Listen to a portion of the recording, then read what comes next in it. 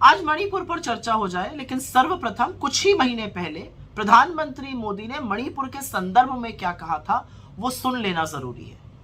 साथियों, एक समय था जब मणिपुर को पहले की सरकारों ने अपने हाल पर छोड़ दिया था।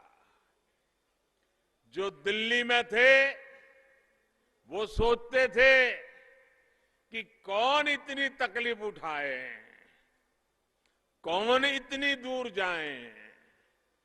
जब अपनों से ऐसी बेरुखी रहेगी तो दूरियां बढ़ेगी ही। तो सुना आपने, लेकिन 40 दिन से ऊपर हो गए, मणिपुर लगातार जल रहा है। मणिपुर इस देश का हिस्सा है, इस देश का एक राज्य है। हिंसा का यह आलम है कि लोग एक दूसरे के खून के प्यासे हुए पड़े। 103 लोगों से ज्यादा की मौत हो चुकी है। 60,000 से ज्यादा लोग विस्थापित हो गए। तमाम बिल्डिंग फूंक दी गई है। आम लोगों का, विधायकों का, सांसदों का घर तो जल के स्वाहा हो ही गया था। अब बीजेपी के अपने एक मंत्री का घर जल के खत्म हो चुका है। कानून व्यवस्था पूरी तरह से ध्वस्त है। स्थिति नहीं संभल रही है, इनफैक्ट बद से बदतर होती जा रही है। लेकिन ऐसा प्रतीत होता है कि दिल्ली की भाजपा सरकार को मानो कोई फर्क ही नहीं पड़ रहा है।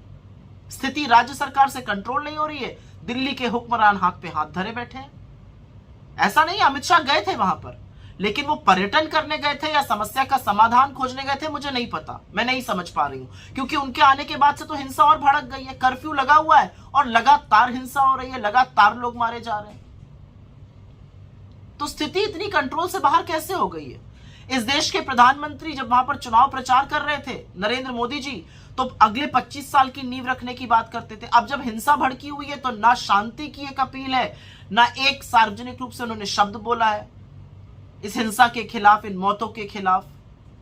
और अब तो वो भयावह सच सामने आ रहे हैं जहां पता चल रहा है कि चुनाव जीतने के लिए हेमंतो बिस्व शर्मा, राम माधव और भारतीय जनता पार्टी ने मिलकर उग्रवादी संगठनों का सहारा लिया था। और मीडिया के मेरे साथियों से सिर्फ मैं इतना कहना चाहूंगी, क्योंकि मणिपुर दिल्ली से दूर है, क्योंकि मणिपुर में भाजपा की सरकार है, और क्योंकि मणिपुर के हालात बताने से इन लोगों के काले कारनामे सामने आ जाते हैं, कब तक कवर फायरिंग दीजिएगा? मणिपुर इस देश का हिस्सा है, और जो अखंड भारत का दंभ भरते हैं, पहले इस देश के एक हिस्से को तो बचा लीजिए। जो जुमला फेंकते हैं रूस और यूक्रेन का युद्ध रुकवाने का, पहले यह गृह युद्ध तो रुकवा लीजिए। असलियत यह है कि मणिपुर जल रहा है। प्रधानमंत्री जी, अगर आपको अपनी यूएस की पैकिंग से फुर्सत मिल जाए तो संज्ञान लीजिए और स्थिति में सुधार बहाल करने के लिए प्रयास करिए, क्योंकि ऐसा लगता है कि मणिपुर को तो आपने उनके हालात पर छोड़ दिया।